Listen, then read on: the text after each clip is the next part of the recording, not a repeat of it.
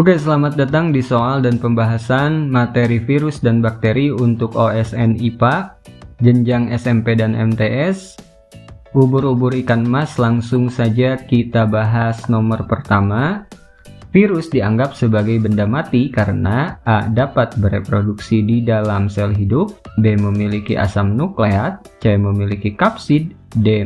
dapat melewati saringan bakteri, E. dapat dikristalkan. Oke, virus ini biasa dianggap sebagai benda mati dan juga benda hidup ya.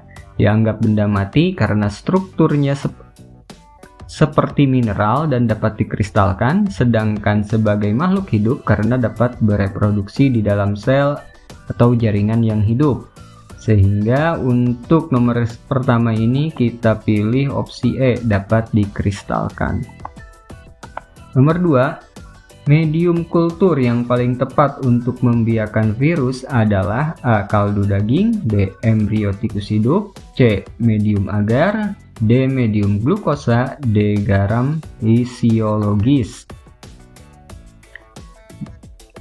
Tadi sudah disinggung bahwa virus itu dapat berkembang biak di dalam sel inang yang hidup. Nah, dari pilihan yang ada di sini, embrio tikus hidup merupakan medium kultur yang paling tepat. Jadi kita pilih opsi B. Kemudian nomor 3, kapsid pada virus tersusun dari senyawa A. protein, B. fosfat, C. karbohidrat, D. glukosa, E. lipid. Nah, kapsid pada virus merupakan kumpulan dari kapsomer yang merupakan senyawa protein. Jadi kita pilih opsi A.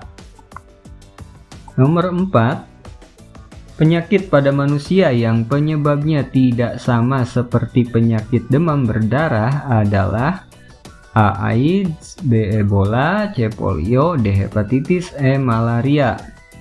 Nah, untuk penyakit AIDS, Ebola, polio, hepatitis ini semuanya disebabkan oleh virus ya. Sedangkan untuk penyakit malaria ini penyebabnya adalah Protozoa plasmodium.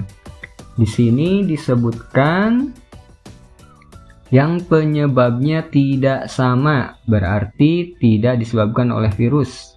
Berarti opsi E, malaria ya.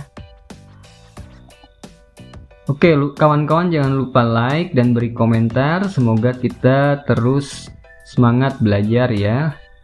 Selanjutnya, untuk nomor 5, kandungan spesifik dinding sel bakteri adalah A. peptidoglikan, B. pektin, C. selulosa, D. lignin, E. kitin.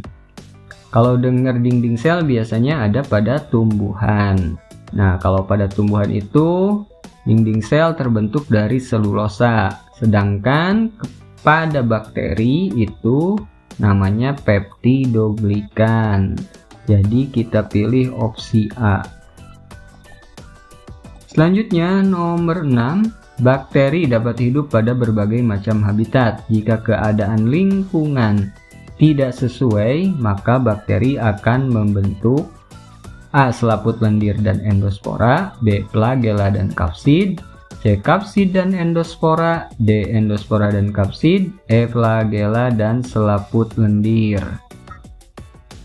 Nah, ini si bakteri dalam lingkungan yang tidak sesuai atau lingkungan yang kurang menguntungkan, maka dia akan melindungi diri dengan selaput lendir.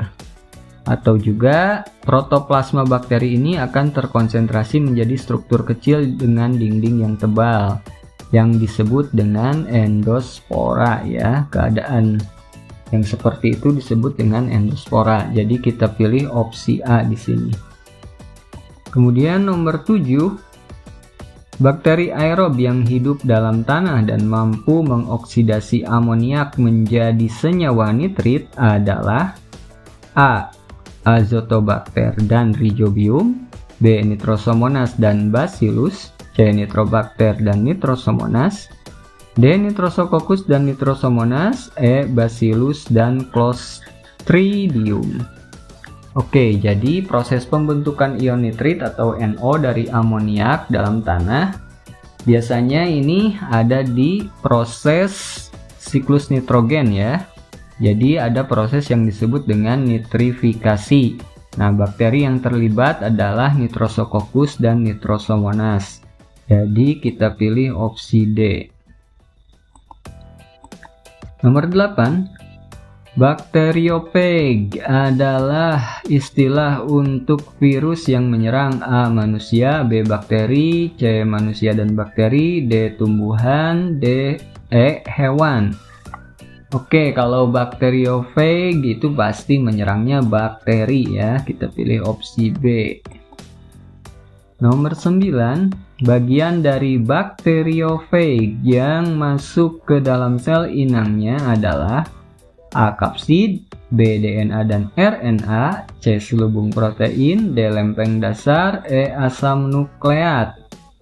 Nah, bagian dari virus ya, virus bakteriophage yang tahap kedua itu biasanya ada tahap penetrasi, bagian tubuh virus yang masuk ke dalam sel inang.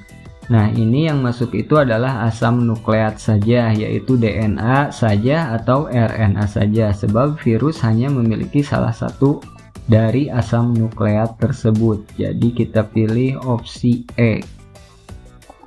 Selanjutnya nomor 10. Oke, di sini ada macam-macam penyakit: hepatitis, AIDS, gondong, cacar, dan penyebabnya ada HIV, rhabdovirus, pox virus, dan MAM virus. Pasangan antara penyakit dan virus yang menyebabkan yang benar adalah, oke, kalau hepatitis itu disebabkan oleh hepatitis ya. Kemudian kalau AIDS itu oleh HIV. Kalau gondong itu disebabkan oleh MAM virus, dan cacar itu disebabkan oleh pox virus. Jadi di sini pilihannya adalah gondong dan MAM virus ya yang benar. 3 dan D, kita pilih opsi C.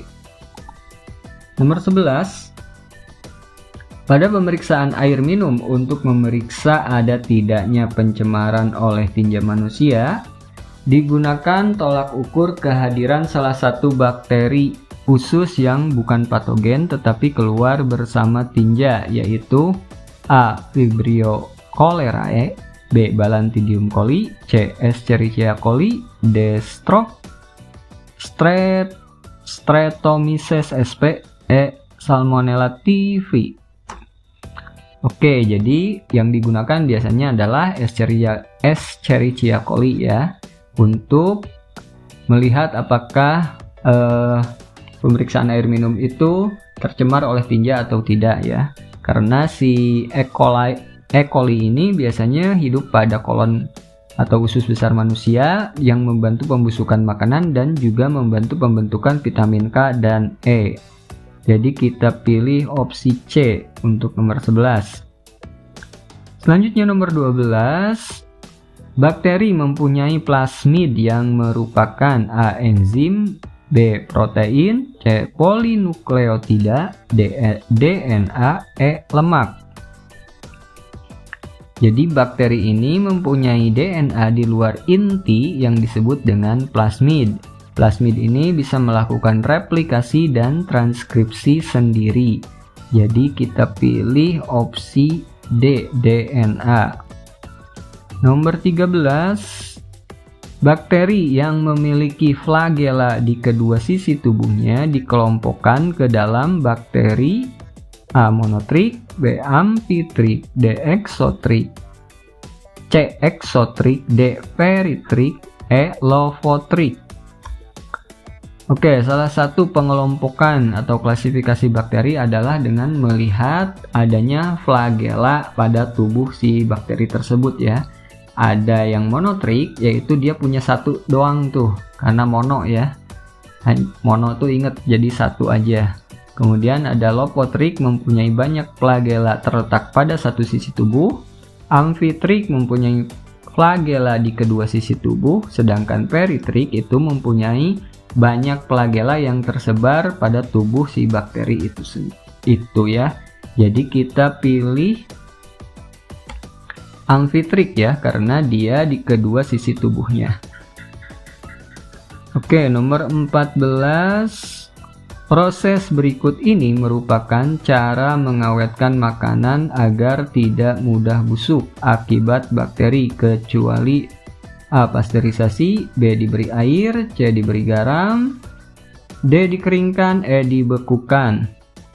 Nah, makanan ini dapat diawetkan, misalnya dengan diberikan garam atau diasinkan, diberi gula seperti dodol, atau diberi asam seperti acar. Bisa juga dikeringkan ya, seperti kerupuk atau selai pisang seperti itu ya. Kemudian kalau yang dibekukan seperti daging dimasukkan ke freezer.